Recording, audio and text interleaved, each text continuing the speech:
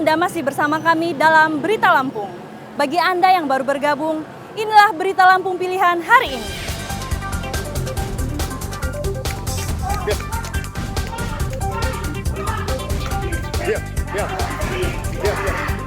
Seorang bandar narkoba di Tulang Bawang memberontak dan terus berteriak meminta pertolongan keluarganya saat ditangkap polisi.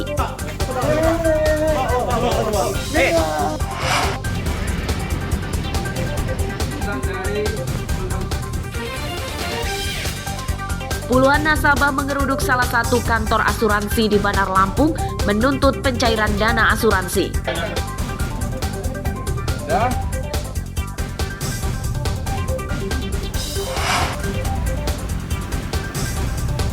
Kebijakan pemerintah melarang warung menjual LPG 3 kg diprotes warga.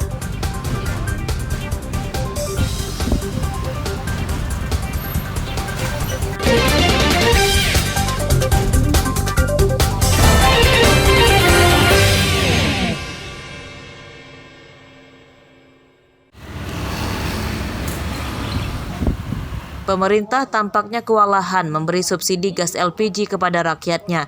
Ini terbukti dari rencana pemerintah menjual gas LPG 3 kg atau gas melon hanya pada penyalur-penyalur resmi.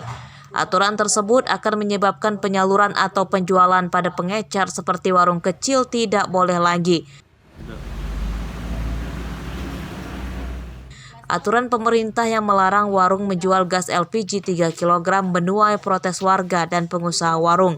Aturan baru itu memberatkan warga karena gas LPG 3 kg adalah salah satu kebutuhan pokok. Warga menuding aturan itu adalah akal-akalan pemerintah yang akan mengurangi subsidi untuk rakyatnya. Pemerintah sebelumnya mencabut subsidi minyak tanah yang digantikan ke LPG 3 kg. Kini penjualan LPG 3 kg malah akan dibatasi. Ya, kalau menurut saya makanya keberatan sih. Keberatannya gimana, Kang? Ya kan belinya jauh juga, ribet juga belinya kan. Gimana, Kang? Belinya ribet juga gitu. Ribetnya kenapa, Kang? Ya ribetnya mah jauh iya gitu. Terus terang aja sangat keberatan. Karena untungnya aja 2.000. Kalau lari ke pangkalan sudah berapa? Tuh, jadi saya terus terang aja keberatan kalau seperti itu. Tolong jangan dibuat ribet. Pembelian seperti biasa saja. Selain melarang warung menjual LPG, pemerintah juga akan memberlakukan aturan pembeli LPG 3 kg di agen harus menunjukkan KTP. Aturan ini juga diprotes karena akan merepotkan agen LPG. Ribet juga sih ya. Cuman kalau saya sih nggak terganggu. Cuman kalau malam mereka habis gas, masa mau ngetok-ngetok saya? Ya normal-normal aja. Normal, ada uang, ada barang. Kan nikmat. Pembatasan penyaluran LPG 3 kg ini mencuat setelah beredarnya surat edaran Kementerian Energi dan Sumber Daya Mineral atau ESDM ke Pertamina untuk memperketat penyaluran LPG 3 kg supaya tepat sasaran. Aturan pembelian LPG 3 kg menggunakan KTP itu kini sedang dalam tahap uji coba di sejumlah provinsi. Arsadi Saputra melaporkan dari Bandar Lampung.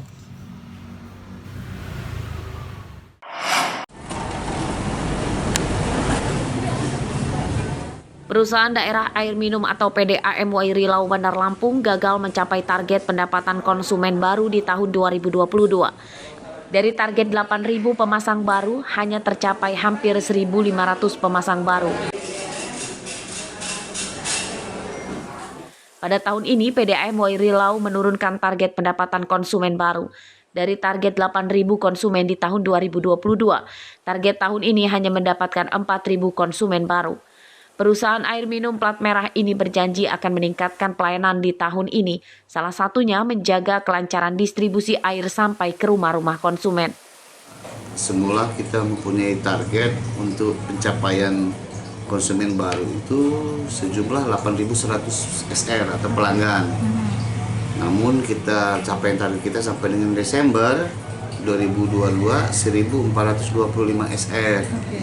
Jadi harapan kami sebaiknya masyarakat itu jangan berpaku amat dengan sumur bor atau sumber gali, karena itu suatu saat itu akan kering. Sebaiknya menggunakan PDAM. Distribusi air PDAM saat ini masih sering dikeluhkan para konsumen karena sering mati pada saat jam sibuk pemakaian air pada pagi dan sore. Saat siang hari air mengalir namun hanya sampai ke keran depan rumah saja dan tidak sampai ke keran di dapur atau kamar mandi. Air hingga sulit semuanya, mau nyuci nggak bisa, terpaksa pakaian saya laundry. Kan mahal tuh laundry kan, bandingkan dengan harga sabun 5.000 dengan harga laundry 55.000 kan jauh sekali. Bu, ini kalau air tidak ada nih semenjak 4 hari atau 5 hari, kita solusinya ngambil air dari mana sih, Bu? Solusinya kita beli. Kemarin ada dikit-dikit gitu ngalir, cuman 2 ember 3 ember. Kalau tiap pagi ya aku nyelang, gitu ya beli terus. Jadi minta sama tetangga ya, Bu? Iya. Jadi yang dirasakan apa nih Bu dengan kita kesulitan air? Ya aku mintanya ya yang lancar. Kita kan bayarnya tiap bulan. Berhubung nggak nyala-nyala, aku ya beli tak untuk beli di luar gitu. Banyak warga Bandar Lampung yang mengandalkan air PDAM Wairilau untuk kebutuhan air sehari-hari. Harga air dari PDAM juga terjangkau, namun sayangnya sering mati. Jeffrey Arifin melaporkan dari Bandar Lampung.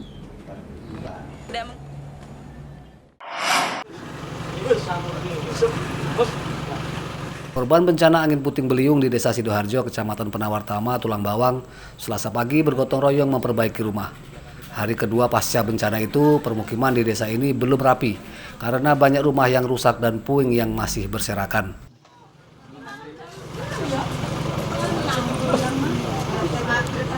Kerugian para korban didata oleh petugas Pemkab Tulang Bawang.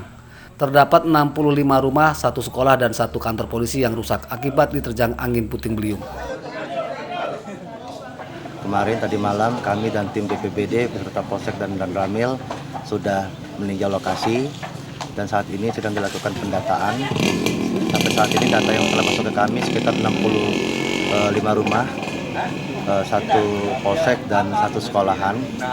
Dari 65 rumah yang rusak itu kategorinya rusak sedang dan rusak ringan. Alhamdulillah tidak ada korban jiwa dalam musibah. Angin puting beliung di Desa Sidoharjo, Kecamatan Penawartama terjadi pada Minggu sore.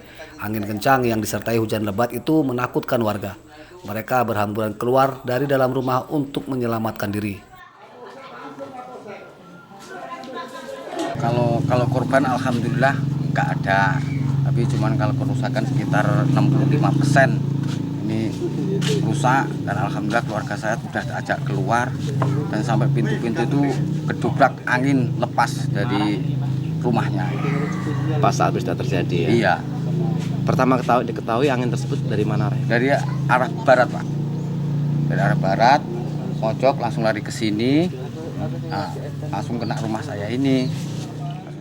Para korban bencana angin puting beliung mengharapkan bantuan pangan dan biaya perbaikan rumah dari pemerintah. Selama 2 hari pasca bencana, mereka tidak bekerja karena harus memperbaiki rumahnya terlebih dahulu untuk tinggal anggota keluarganya. Mustaqim melaporkan dari Tulang Bawang.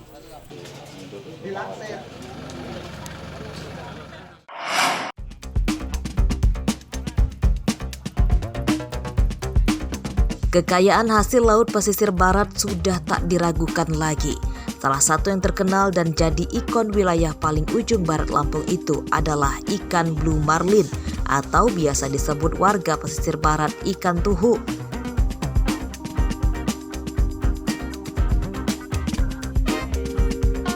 Selain diolah untuk pindang atau satai, di tangan emak-emak warga Desa Pasar, Kecamatan Pulau Pisang, ikan tuhu ternyata juga diolah menjadi makanan alternatif lain, yakni serundeng.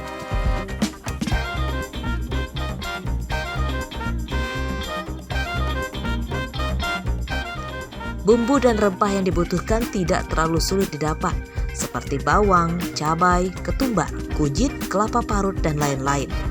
Dari 1 kg ikan tuhu dihasilkan 600 gram serundeng.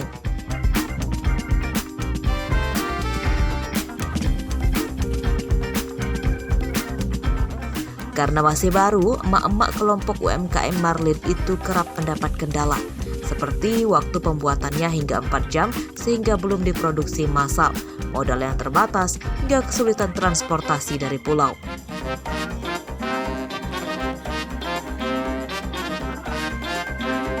Serundeng ini bisa dinikmati buat sarapan, buat lauk makan, buat anak-anak juga cocok karena dia kan punya 2 varian rasa. Ada yang pedas, ada yang ori. Untuk pemasarannya kita belum luas.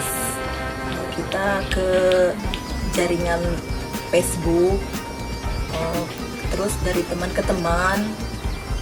Ya belum luar ke provinsi. Masih di seputaran Kabupaten Pesisir Barat. Selain serundeng ikan tuhu, mereka juga memproduksi serundeng ikan tuna dan ikan tenggiri. Harga serundeng ikan laut buatan emak-emak Pulau Pisang Rp25.000 per bungkus isi 100 gram. Serundeng ikan laut laris dibeli wisatawan untuk oleh-oleh. Rosandi melaporkan dari Pesisir Barat.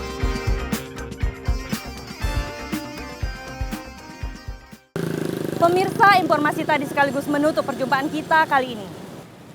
Saya Iin Hermayani beserta redaksi yang bertugas berterima kasih. Selamat beraktivitas kembali, sampai jumpa.